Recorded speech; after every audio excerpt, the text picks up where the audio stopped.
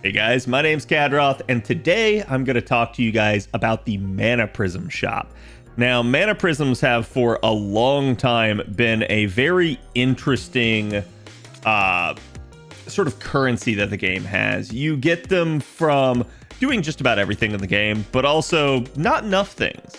In this guide, I'm going to go over multiple facets of the Da Vinci shop, the craft essences within, all of the uses for your mana prisms, and kind of give you guys some advice about how you guys can use them effectively and efficiently, because you're going to need to know that, because you're not going to get enough mana prisms traditionally.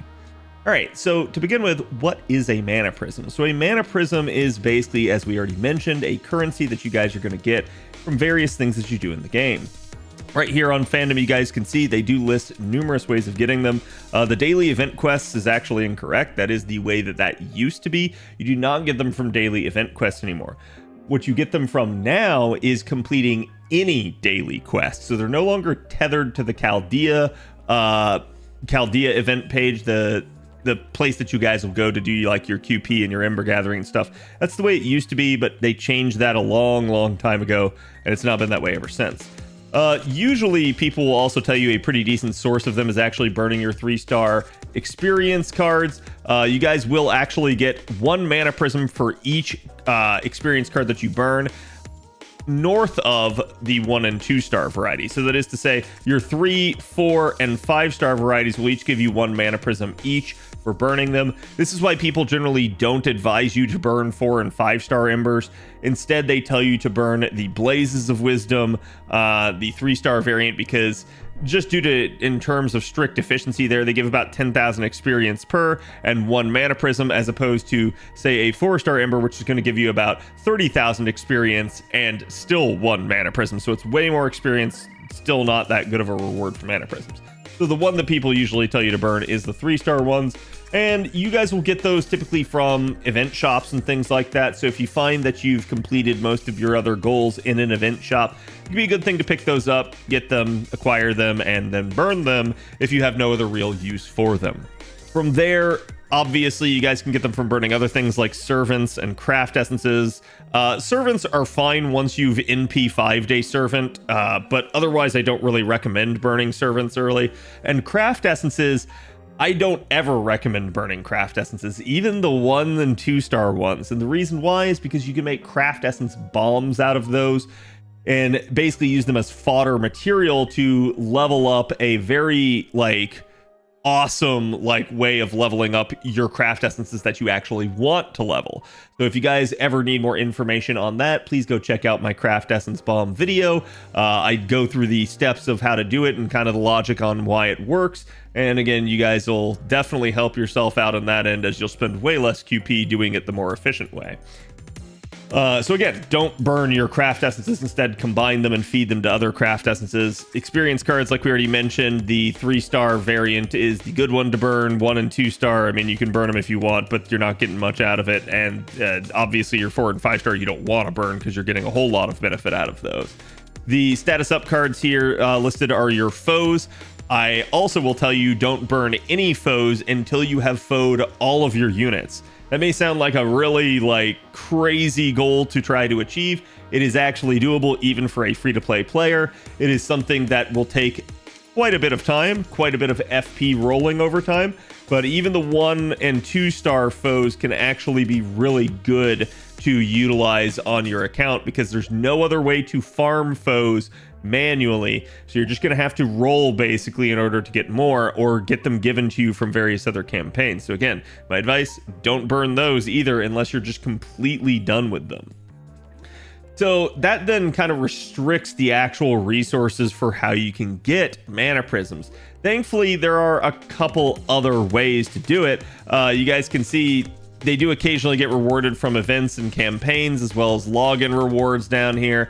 But probably the biggest way that I think most people are going to get them over time is, as we mentioned, from doing those daily quests.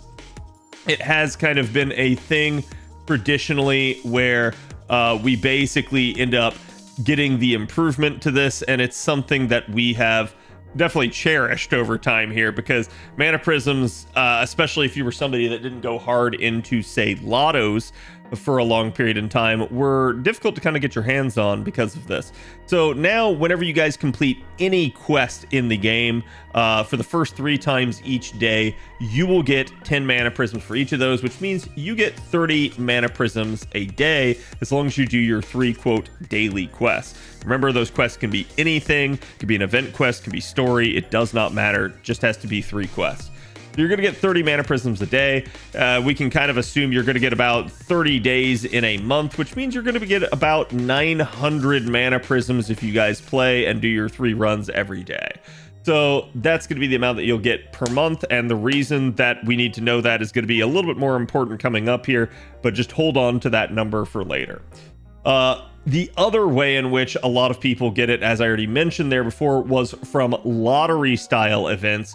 Those, we usually get 1 to 2 of those a year. They give you boxes that you guys can roll out. There tends to be mana prisms in those, and they tend to give roughly about 25 mana prisms for each box. So you get quite a bit of mana prisms over time. It does really stack up, and again is something that can be a boon if you really need a lot of mana prisms.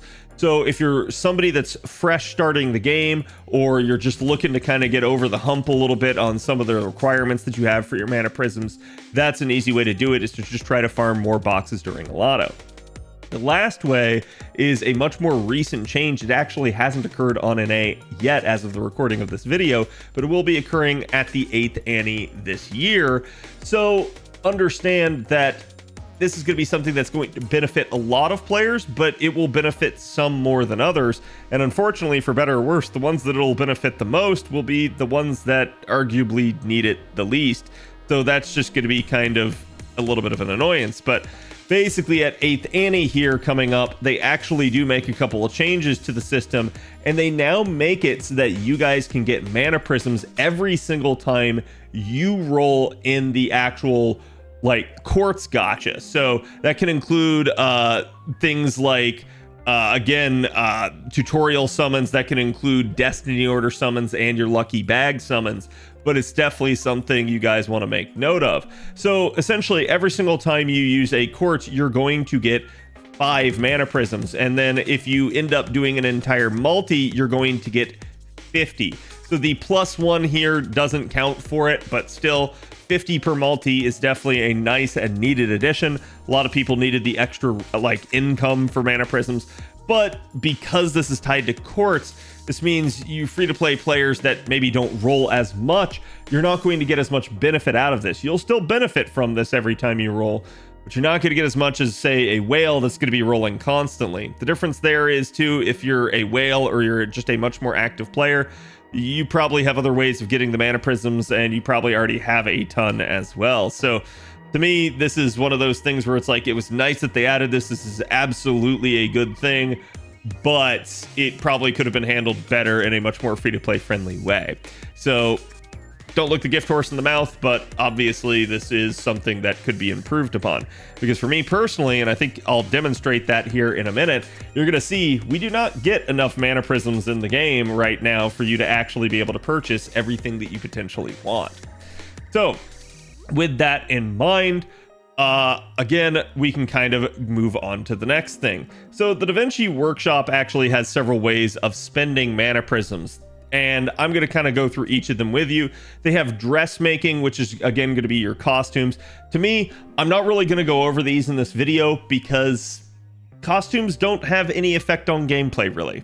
So as a result, you don't need to factor this into any of your considerations for, hey, what do I need to improve my account? How do I spend this efficiently type of deal? Spending any mana prisms on costumes is inefficient. It's not the best choice you can make. But people really like the costumes that certain servants have, so if you want to go for it, who am I to tell you not to spend your mana prisms on it? If it's, one of your favorite units and you really like the costume, feel free to buy it, no guilt added, anything like that. But obviously this is something that is just kind of superficial, and it's why I'm going to tell you guys, you can obviously spend your mana prisms here, but it'll begin to rack up pretty quickly. There are numerous other ways that you guys can spend the mana prisms, including the Recollect essences that you guys see there, and then second archive expansions. So this is also something you may want to do. This is going to enhance your storage. This is going to be how you guys are going to, again, get more room for servants and embers to store in your second archive, say after a lotto or something like that. And also how you can store more craft essences for, you know, whenever you get a ton of, like, say, the Valentine Seas or Bond craft essences and you just don't want them filling up your inventory, you can store them in the second archive and save them for later, especially old event Seas. And again, that's pretty much the main ways. Everything else in here is just other DaVinci shop stuff. So realistically, that's going to be how you guys can spend things on kind of a non-gameplay side to this. So what's going to then be the main source of spending mana prisms for a lot of people? Well, there is the rare prism shop in addition to the mana prism shop. But the way a lot of people are going to approach the mana prism shop is they're going to try to purchase craft essences. There are a lot of craft essences in FGO, and some of them are very, very good to have in your account. In fact, I think it's not a stretch to say that most Gacha Seas don't stack up to most of the quote-unquote free craft essences that you can actually get in the game. And when I say free, I mean that is to say they're acquired via welfare means. Either an event given has given them to you from a shop, or you can purchase them, say, from the DaVinci shop in order to allow you to get them that way. There are also more permanent additions to the DaVinci shop that are going to allow you to enhance your account in various ways. So let's kind of go over them right now. What we have on screen here is actually a handy dandy spreadsheet, something that's really going to help you guys. But you guys can see this is the Mana Prism shop, and this is mostly the renewable portion of the shop. There are a couple of non-renewable things. We'll talk about that in a minute. But the idea behind this is, again, that this is going forward with some new additions that JP has added, what you guys can purchase each month in the DaVinci Mana Prism shop. Now, a focus should probably be made on buying the renewable portion, because while it will come back every single month, you do want to kind of keep picking some of these items up every single month. It's just to your benefit. An example of this would be you can purchase 5 tickets each month from the Mana Prism shop. You'd kind of be a fool not to purchase it. It's just basically free currency to use in the gacha. So to me, this is a little bit of a way of like, hey, maybe that mana prisms that you're using or that you're getting from doing your actual rolls, you can kind of use that to reinvest in more currency for the gacha as a little bit of a payback. The feedback loop there, though, is really, really bad. You're not getting very much bang for your buck unless you get a really lucky ticket, but it's still generally advised to always pick up the tickets every single month. So kind of going down the list here, I'm going to start by talking to you guys about what I feel like is a good purchase here and what maybe is on the line and then what isn't a good purchase. So for starters, right off the bat, we have blue cubes. Now, these are currently not in the NA shop, if I remember correctly, and you guys can actually see we do have a couple of notes here. Oh, okay, no, sorry, this has been added as of September 24.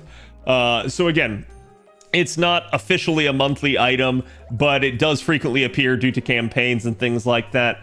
My advice to you guys is if you are stuck on story, to always first use all resources that are available to you. What do I mean by that? I mean, use your command seals since those restore daily. I mean, use any blue cubes you already got via various campaigns. Do anything in your power to do that sort of thing first. And if you feel like you're still struggling with a fight, even maybe using a singular blue cube and your command seals on it, it's probably your sign to go back and actually, you know, try to invest a little bit more in your account rather than trying to keep, you know, forcing it to happen and trying to keep reviving yourself. So just take that kind of on the chin and say like, look, hey, this is my wake up call to actually improve my account a little bit more. So to me, purchasing the blue prisms out of the Mana Prism shop is almost always a waste. I would tell you practically to never buy these unless you're just somehow desperate. This is not a good use of your mana prisms, especially with all of the other demands for them. This is one of the worst things you can buy.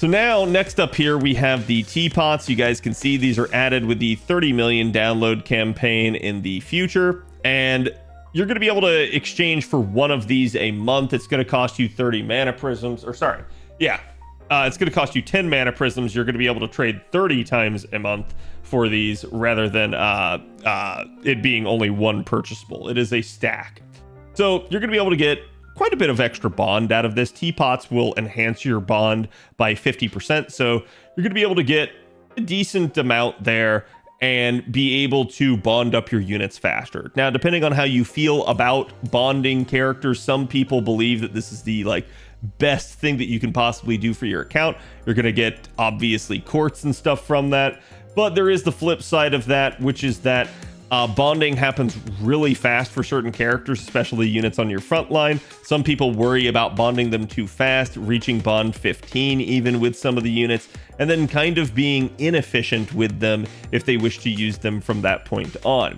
So if you basically have bond anxiety, or you have sort of hyper fixation on bond, you're going to have two different schools of thought on it. So school of thought number one is that the teapots probably aren't really worth your mana prisms. There's not a whole lot of bang for your buck here if you feel like it's just going to bond your characters faster and make you able to use them efficiently less. But school of thought number two that focuses a lot on bond is going to be like, wow, this is a really good bang for my buck. This is exactly what I want. I get even more teapots out of this, which means I get even more bond eventually. It takes a lot of bond to bond up a character, so there's definitely two different schools. I can't tell you which one to think. I can only tell you I personally am usually a little bit more on the side of again, being a little bit apprehensive about bond at this point in time, because the devs seemingly are trying to get us to max out characters in an effort to, I guess, get us to roll more characters. I don't really think that's going to work for most people, and there is no real harm of using a character at bond 15 or bond 10 if you don't want to use the bond grail on a character. So to me, I think this one's not the best use of your mana prisms. There's way more important items that you should be focusing on besides this, but this isn't the worst thing in the world to buy either. Next up here, we have the faux pas prints. You guys can see this actually requires Ordeal Call Prologue in order to be able to purchase this. So new players will not be able to get this right off the bat. And it's added basically upcoming here with Annie 8. And it also got a trade limit increase to 2 instead of just being 1 for each month. So the interesting part about faux pas prints is going to be that they enhance your unit's attack on individual cards. This sounds really nice at first. It's actually not a very huge impact. It's certainly better to have it than not, but you do get several of these for free anyways. If you feel like you have mana prisms to spare, there's no harm in buying this one. But if you feel like you're really tight on your mana prisms, I actually don't advise this one. I feel like there's a little bit better of uses. Again, the problem that you're going to have is the individual cost for these is 200 per. That is extremely expensive. So you're going to be spending 400 mana prisms each month basically to be able to get 2 of these suckers, in which you're already going to be getting a couple anyways, and the pace for these are already just abysmally slow. So most people don't focus too much on the beast paw prints. Next up here, we have the command code keys. These are already in the shop. You can exchange for 1 of each month. These are kind of right in the middle as to whether or not you really want them or not.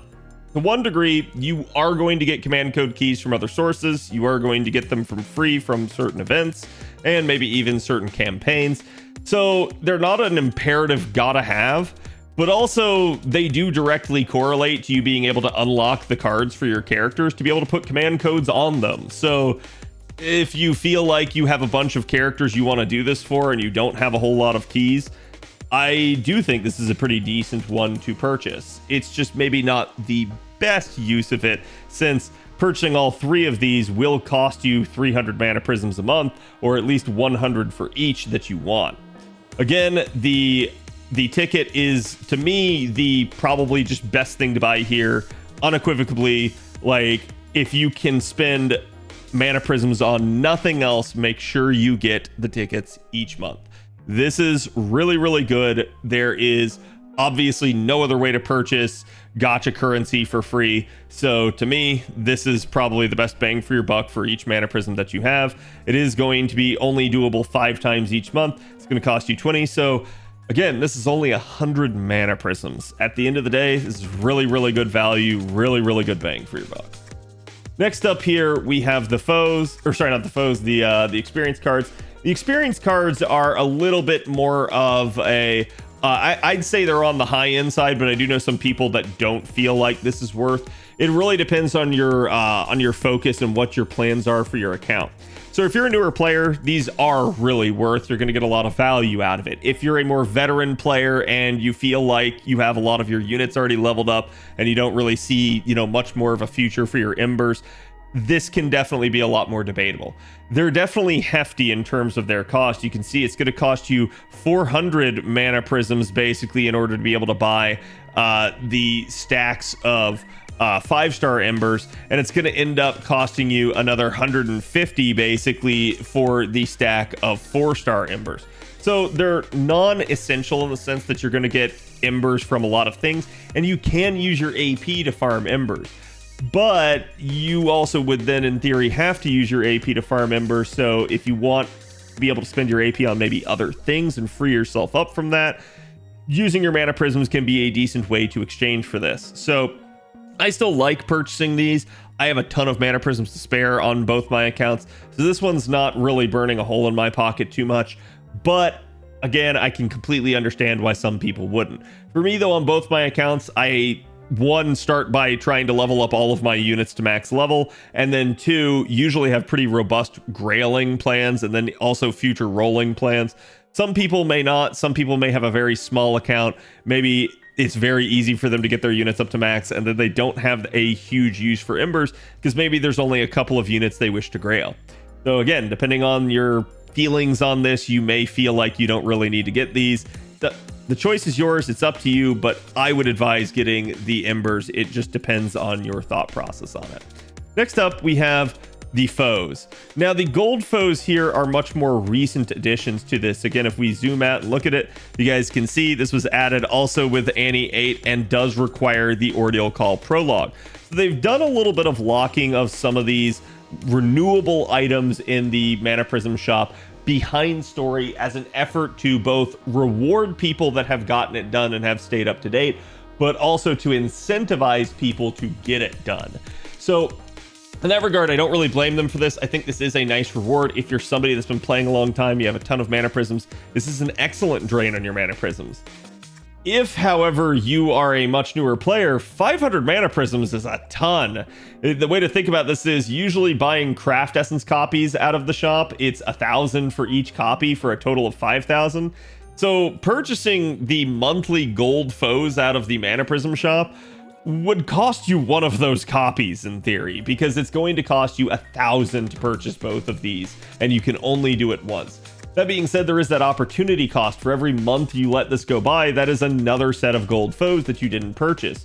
Gold foes will enhance the attack and HP stats of your characters beyond their maximum, so it is really, really nice. And they do have an extra maximum in case anyone's wondering about that as a newer player. So there is a finite limit for how many gold foes you can put on a character, but still, there is a lot of value here. But in terms of the overall cost, there is a hefty price to this. And with mana prisms being as much of a commodity as they are, especially for newer players and more free-to-play oriented players, I think this one is a hard sell. I think this one is non-essential. So again, you guys can let me know if you feel different, but I feel like this one is a little bit of a trap due to the cost. It's still a really, really nice item to pick up. It's very rare, and you would otherwise have to get this from events and from the occasional campaign that luckily would give it out, or purchasing them with rare prisms, which is much, much more difficult to try and get done. So to me, I feel like, yeah, it's here if you need it, but this is definitely going to be a hefty burn in your mana prism supply. Next up here, we have the normal foes. As opposed to the gold foes, these are much better bang for your buck, much better value. And the reason why is, again, going to be they're just much more commonly available, but the issue with foes is, again, that there is no way to grind them. You cannot get them by just going off and farming a node. So you usually only get these from events, login campaigns and stuff, and again, your monthly mana prism supply. So There is a period in time kind of coming up here down the stretch where we start getting less events due to the fact that they're running 3-week events here. We're already kind of in the middle of that. So they do kind of not give us as many foes via events anymore due to that. So purchasing the monthly supply is very, very necessary, I feel like. This is still, unless you just have every unit in the game foed, something that you probably should be doing and purchasing. I feel like the value here is really good, and I feel like you absolutely should be trying to get them out of this. Now, there is the alternative way to get them via like FP rolling and stuff like that, or just normal rolling. But to me, I don't really feel like you're gonna get a ton that way. You will get some, but not usually of like the 3-star variety here. So you'll get a lot of 1 and 2-star foes, but that's going to be something where it's like, yeah, that'll add up over time, but it's not going to be as impactful as just being able to buy an entire stack of 20 HP and attack foes. So to me, really like this. If you buy these, you basically, each time you buy these, you're going to get one of your units done. That's really, really nice. And something, actually, I say one. No, yeah, it would still be one. So you would be able to progress your account a little bit each time that you do this. I think there's a lot more value there, and making some of your units stronger. It's a way to make your units kind of punch harder than they otherwise normally would and be able to sustain more damage than they otherwise would. So I do like the idea of purchasing foes, especially the 3-star variety, since they're priced a lot more generously in that regard. Now, there has been a one-time purchase here with LB3's release of a Bond Grail from the Mana Prism shop. It is a permanent edition. It should be available to everybody for the singular time. It has never gotten renewed or come back though, so it is what it is. It's just worth a worthy mention, as yes, you absolutely should buy this. The cost is 1, so it's absolutely insane in terms of its value, so just make sure you get it. But again, that is all of your renewable items in the shop. For me, the highlights absolutely are the tickets, the normal foes, and probably the experience in that order. And then if you have more mana prisms to spare, things like the gold foes, the keys, and the beast paw prints. Those are probably where I would kind of invest a lot of my mana prisms. But again, you don't have to buy everything here. Try to go down this in the pecking order of always get the tickets first, then probably the foes, then probably the experience, and then everything else can kind of be your prerogative depending. But again, you don't have to get the experience if you feel like you have another really good source of it. So that's going to be your monthly renewable items. Now, I should probably mention again, because this does kind of go hand in hand, but I have mentioned several times here rare prisms. Rare prisms are a sort of higher version of mana prisms. We're not going to talk about that in this video. I'm going to be making another video for the rare prism side of things. Thankfully, it's actually in a weird way getting a little bit more simple due to some of the changes they've made on this end. But it's worthy of mention just in case anyone's curious as to why I'm not going to be covering that here. This is going to be a long enough video as is. I don't need you guys to get distracted with the rare prism side of things. Just understand that rare prisms can only be gotten basically from burning a 4-star or higher unit. So that's not something you want to be doing on the regular. The only other ways to get them are via campaigns and the occasional like stuff that they might give out to the players. So it's difficult to get them in that way. There's technically a newer way to get them in terms of the welfare units. When you level them up, you'll get rare prisms, which is definitely nice. But yeah, it's going to kind of be like a finite supply in that regard. But that will tie hand in hand with the Evocation Festival as you guys are able to get more. So that'll, for probably a lot of free-to-play players, be how they actually get the majority of their rare prisms. But yes, just keep in mind, rare prisms are a very limited and finite supply unless you're somebody that's going to be whaling a lot on the gacha. So I do obviously recommend trying to get as much done with the mana prisms as you possibly can. So next up here, we have permanent craft essences that are in the Mana Prism shop. This is going to be where a lot of people do spend the vast majority of their Mana Prisms, and the reason why is going to be there's just such an exorbitant cost here. So usually when we start to look at sort of an account status in the game, one of the things that will really help is determining the amount of these sort of support craft essences that an account has. And the reason why is because this is going to help your efficiency in the game.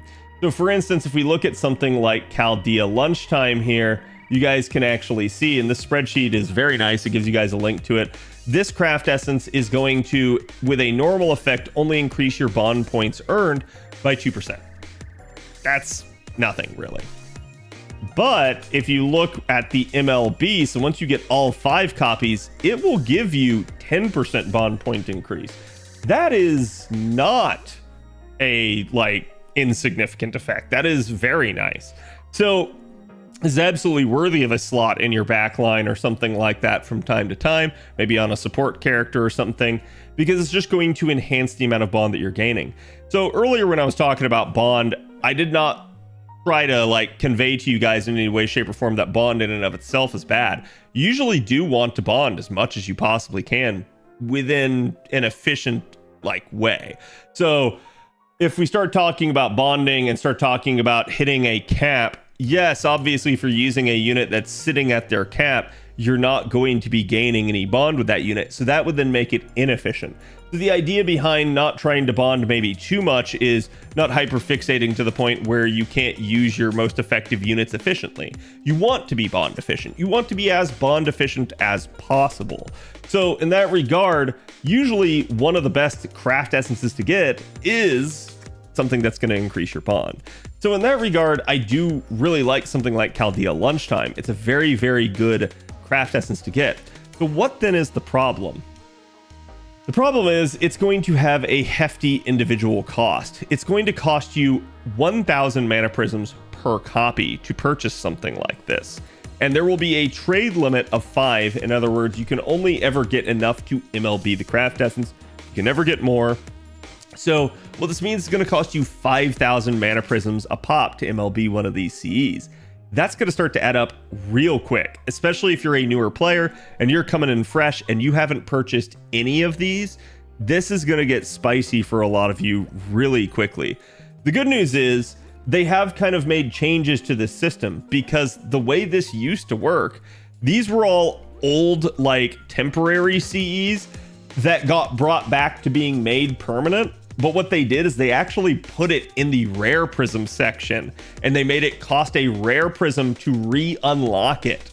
Though once you had unlocked it, it was permanent then, and you had an infinite amount of time to purchase it, as opposed to when it originally released, there was only maybe 3 months or so. So in that regard, they definitely were nice to bring it back, but the additional cost of a rare prism was really hefty for a lot of more free-to-play oriented players and players that just didn't have a whole lot of rare prisms lying around. So it really sucked, especially if you were coming into the game late. Thankfully, they have made a change, and they have included unlock conditions for a lot of these craft essences. And you guys are going to see that as we go through this, that almost all of them have this now, and it really is nice, because what it's going to do is it's going to mean that as you guys complete these individual story chapters, you will then have access to this CE at the cost of no rare prism. It's still going to cost you the mana prisms in order to purchase it, but it's not going to cost you a rare prism in order to re-unlock it, thank God. Also, if you have already spent a rare prism on it, once you have fulfilled the condition, it will refund you the rare prism. So that's really a nice feature that they added. They were really generous in doing that because they did not have to, but it absolutely plays to the player's advantage that they did. So with that in mind, as we scroll down here, you guys can see there are a ton of these craft essences. There's actually some newer ones on JP that have not gotten brought back. So they were available through a 3-month period, but they have not been brought back permanently into the DaVinci shop. So if you missed that period, they are, at least for right now, gone. But because of that, they also don't have any unlock condition in order to allow the rare prism cost to be nothing. They're just not re-unlockable is the reason why. So when they do get brought back, they will probably have another story unlock condition. You can expect, since again, you guys can see here that this is LB6 and this is Trom and this is LB7, that pretty much all of these will have Ordeal Call specific unlock conditions in order to be able to get them. Thankfully, though, again, that's pretty far down the line, and frankly, most of these have been pretty mixed. In fact, as we begin to talk about this, we kind of need to advise you guys on which one of these are actually good to purchase. So depending on how you feel about things, there are many schools of thought. I actually do break this down in my new player guide, but to give you guys a little bit more of an extrapolation on that, there are several types of craft essences. There are craft essences that deal with bond, craft essences that deal with QP, craft essences that deal with master experience, and craft essences that deal with mystic code experience. Now, interestingly enough, some people have different priorities in this game for what they think you should get and do. This is a really difficult and complex topic to talk about because it really depends on what your priorities are and what your personality is like as an actual player of the game. To me, personally, I feel like most people attribute bond to being very high value. Most people attribute QP to being kind of good value. Most people attribute master experience to having almost no value. And most people attribute mystic code to being, well, it kind of depends on where you're at in your account's life. So same thing kind of with QP in that regard. These two are pretty even. So a lot of people will tell you to just go ahead and pick all the bond Cs that you can right away because it's going to benefit you in the long run. That is definitely a school of thought. There's nothing wrong with that school of thought. I have, however, seen that newer players, especially as they start trying to work on the skills for their characters, run out of QP insanely fast. So QP can be a really, really good one for you to actually pick up early. It just depends on, again, how you feel about these subjects. If you're fine with just going in and grinding the QP daily instead of saying going and completing more story, or going and grinding more embers, or going and getting more free quests in order to grind more ascension materials. The choice is yours as to what to grind, but changing where your focus is really just depends. So again, like bond is a very, very good thing to get. Some people would tell you to instead focus on QP early. I think that has a lot of merit, but it definitely depends on what your goal is in the long run and whether or not you're good with actually grinding the QP dailies and trying to kind of get a lot done on that side, as opposed to spending your AP on other things that are maybe more lucrative to you.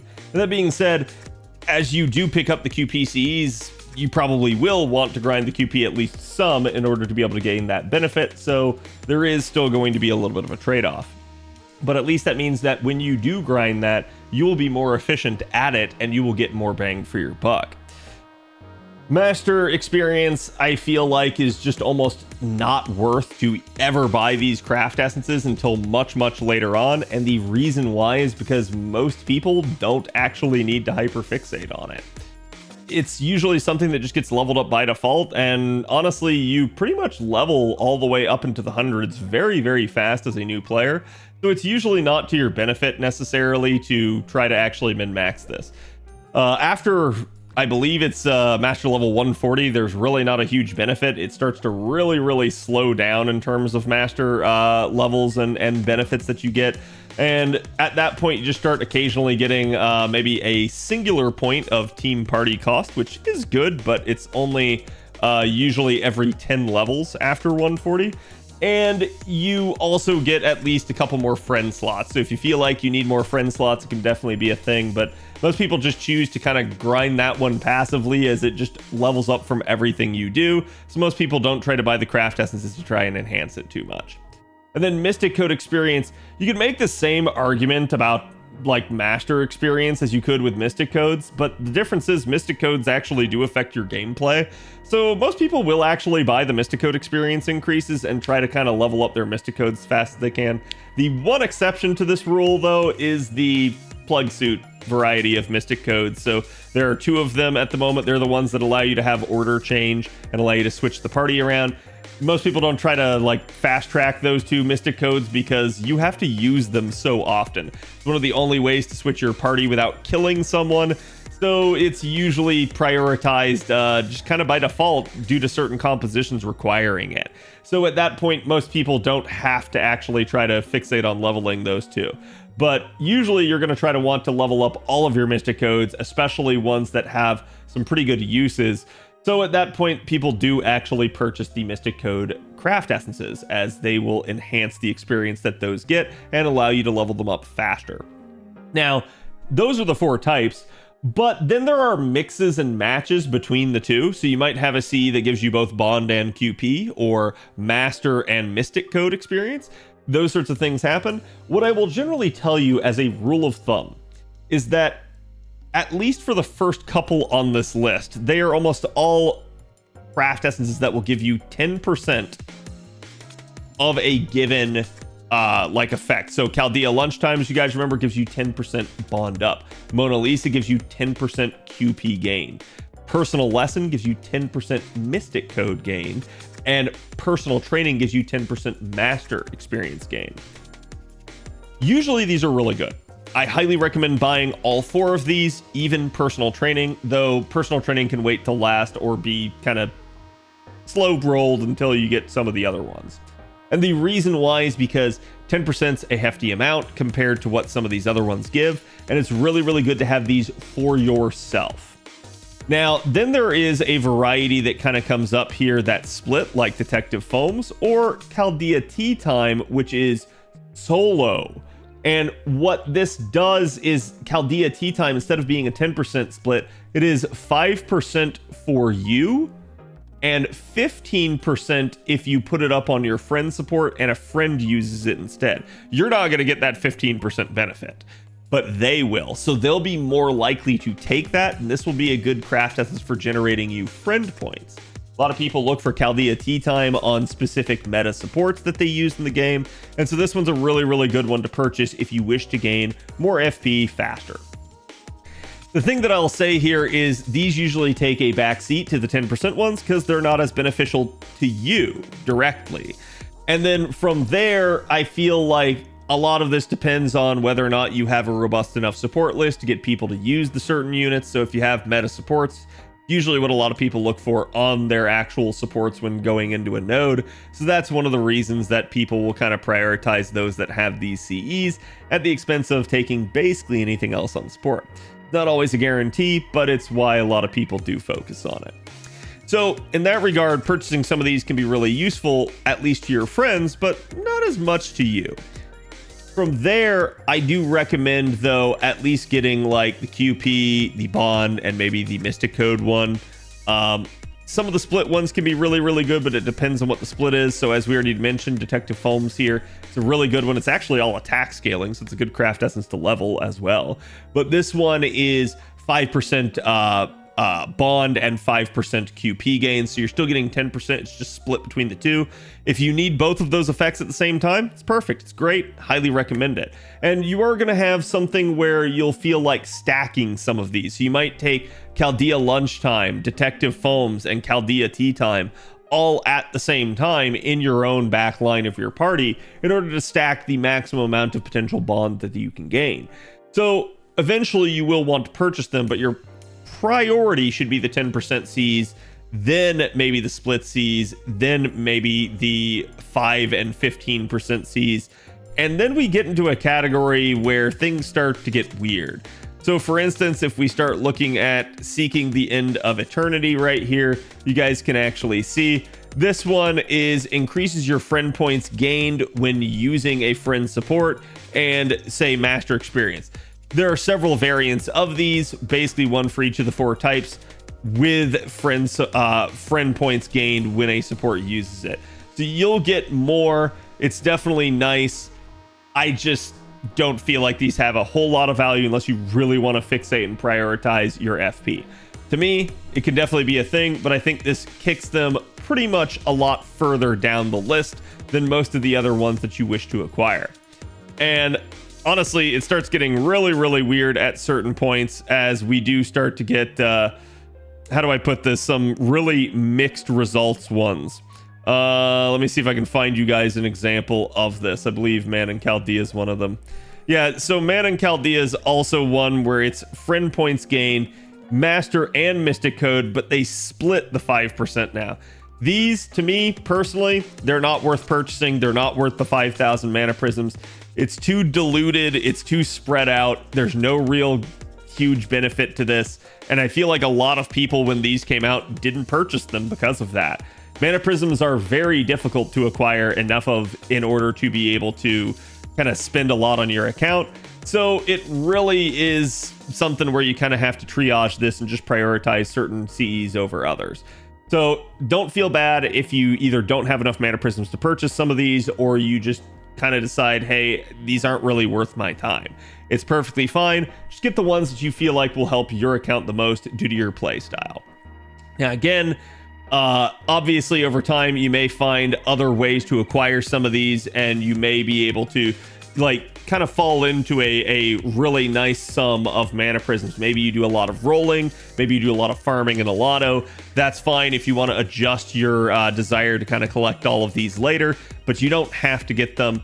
Again, get the 10%, get the mixed ones with 5% each and stuff first. Those are better for your account. But it is what it is, and now we've actually gotten into an area here where some of the more recent ones are actually a little bit better. They're a little bit more useful, because you can see here, this one is basically going to increase bond points gained of allies with lawful good by 20%. This sounds great. It's 20%, right? But then you start thinking about it, you're like, oh, but it's only lawful good. That sounds really bad and restrictive. And you're right, but you can also just tailor your party that way. So if you want to gain the most benefit out of this, you can just take a bunch of lawful good alignment people in at the same time. There's also one for enhancing all casters and writers by 20%. So again, these ones actually do have some value. I feel like they definitely can be better. And it does look like the devs have kind of caught on that, yeah, some of the mystic, or sorry, some of the mana prism shop Cs that they were offering weren't that good. So you really didn't need to spend kind of your time and resources on that, especially since your daily income for mana prisms is so low. So again, these are the permanent Cs that you guys can get. They will always be in the shop unless we're talking about one of these more recent ones where it has not come back. Some of them you may need to unlock. It may cost you a rare prism if you haven't done the story up to a certain point, but once you fulfill the unlock condition, it will remove the requirement from it and refund you a rare prism if you had already spent it. And then from there, each copy is going to cost you 1,000 mana prisms for a total of 5,000. And that is a summary of what this section of the mana prism shop is like. But that's not all. You see, now the devs have started getting spicy with things, and they've started to bring back older craft essences that were welfare from events, craft essences that people missed out on and really wanted to get back. That is the Recollection craft essences. And we're actually going to get the first batch of these coming up here at Anniversary 8 this year on NA.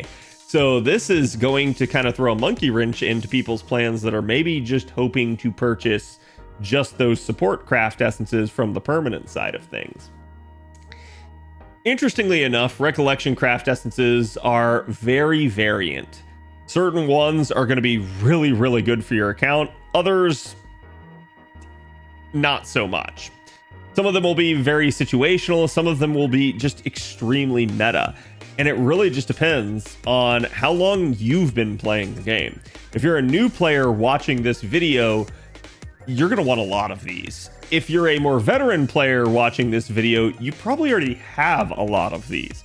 So it's really going to depend on where your account is at in terms of your priority order for these. Now, like I said, the first batch is going to come out at Annie 8 coming up this year. That means you will only have up to here to purchase right on the outset. But we have gotten a ton already over the years here on JP, and we're probably going to get even more. There's still several of them out there that they have never brought back that people really want to see.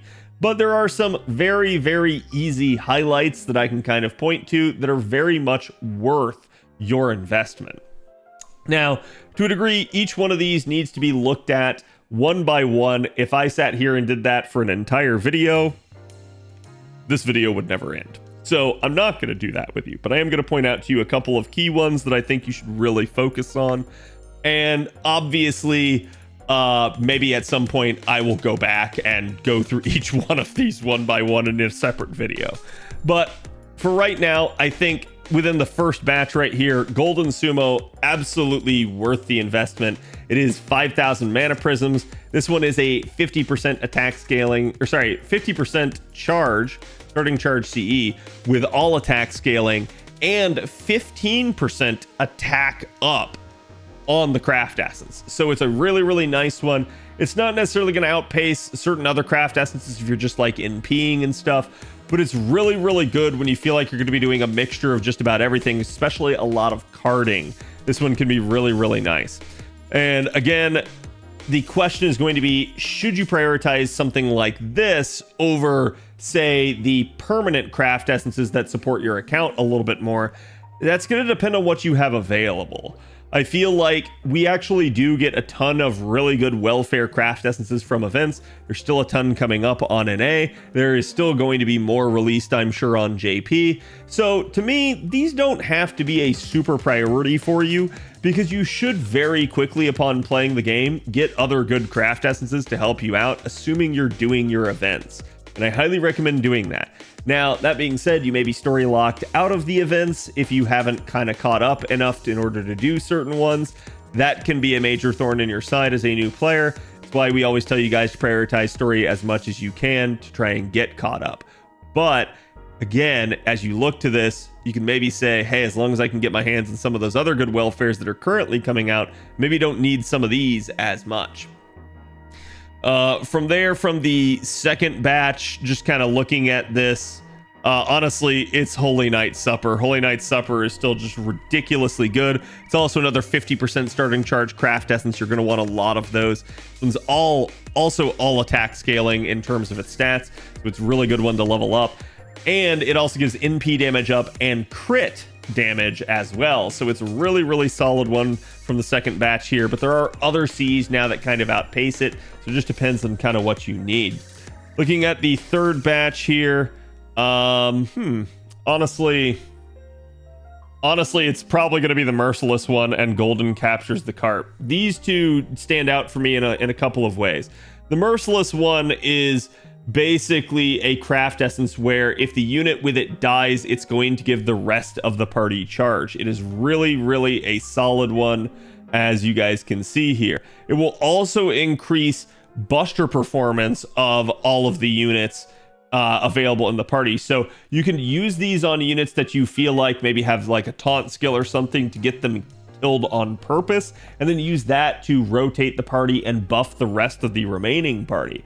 This one can be really, really nice in terms of its overall effect, and there is no other CE that comes close to what it can do. There are others that are similar, but they're not as good as what the Merciless one does.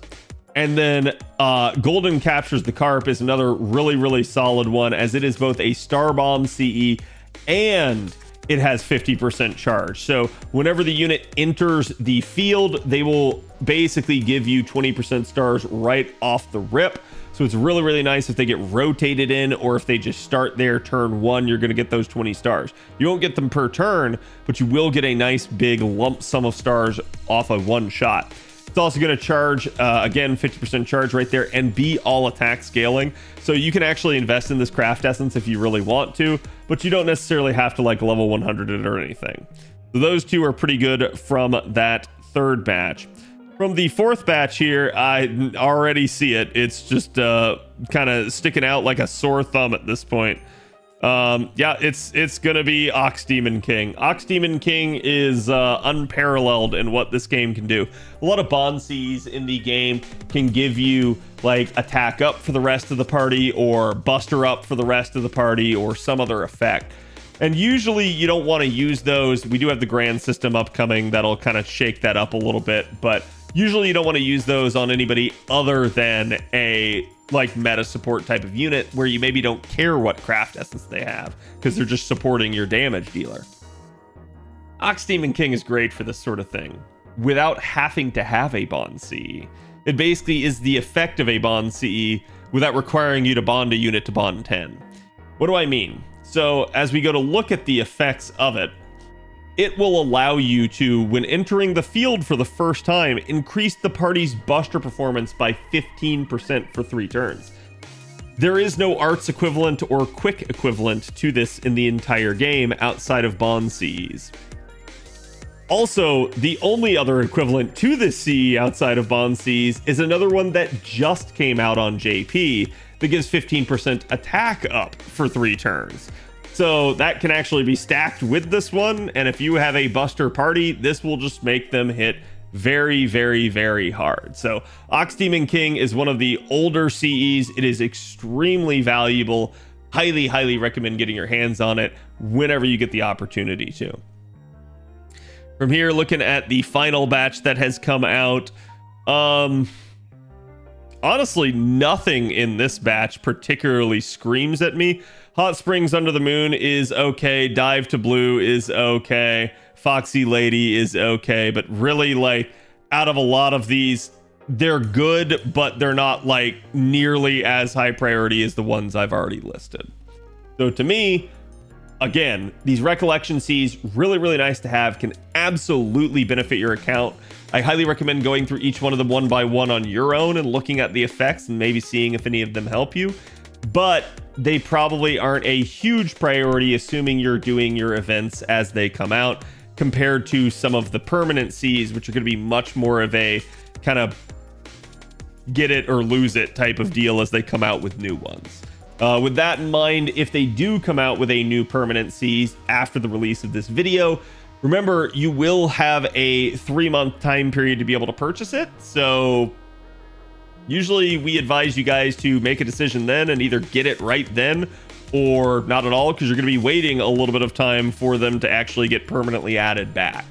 So in that regard, I would tell you to try to prioritize probably that over buying any of the other CEs, as those other ones can wait. But again, that is basically what you guys are going to do. You guys can also purchase command codes now, and in a similar fashion, they have added some of these back to the shop. Usually command codes are gotten, especially of the 3-star variety and higher, from the actual events. This is a much more recent addition as they started to add these back, and they haven't added nearly enough of them back. You guys can see the list, while it has grown, is still rather short. There's actually less of these than there are the Recollection Cs, which is kind of wild, as Recollection Cs were something that they did a little bit later than this. But again, some of these can be highly, highly valuable to you depending on what you're after. In particular, it's really going to come down to, like, again, the effects of each one of these and how you feel like they can help you. I do recommend something like White Vessel's Command Seal, especially if you didn't get the original copy. But if you did, this means you have 2 of it now. If you didn't, this means you can now basically finally pick this up. This one's a really, really nice one. Otherwise, the rest of them are pretty nice in terms of enhancing like damage and things like that. They're not necessarily a guaranteed gotta have type of deal. And you guys can see that basically most of these are, to me, not something that are like, oh my god, I immediately need to go out and get this. Yeah, just kind of looking at it. Honestly, the experienced Fantasy's Command Seal can also be another decent one, as it's actually Star Soak that you can put on an arts card and stuff like that. So there's some decent value here, but these probably should not be your priority for your mana prisms, at least not in the short term. Maybe in the long term, you can finally get around to getting some of these, but pretty much other than White Vessel's Command Seal, none of them really scream as an immediate gotta have type of deal. And that's basically where you guys are going to spend the vast majority of your mana prisms. With regards to what needs to be prioritized as opposed to the different like sectors of what you can purchase, personally, with mana prisms, I would try to fixate a lot more on the permanent CEs and the sort of renewable shop first. You need to start purchasing some of the more essential things in the renewable shop, as it's very much an opportunity cost each month. If you don't get it, it's gone, and so therefore that's another month you didn't get it. But don't let this delay you too much from being able to get some of the like craft essences that are really going to help your account, or some of the craft essences that are really going to help you in battle. it is what it is. You're gonna have to figure out a balance for each of these, but hopefully this Mana Prism shop guide helped you. I'm sure the devs will make more changes in the future. I'll try to address them as is. Stay tuned for more. If you guys haven't already, make sure you like, comment, and subscribe. Let me know what you guys think your priority should be out of the Mana Prism shop. But again, always appreciate the support. It really helps the channel. It really helps me make videos like this. So thank you guys for watching. I will see you guys for the next one. Later.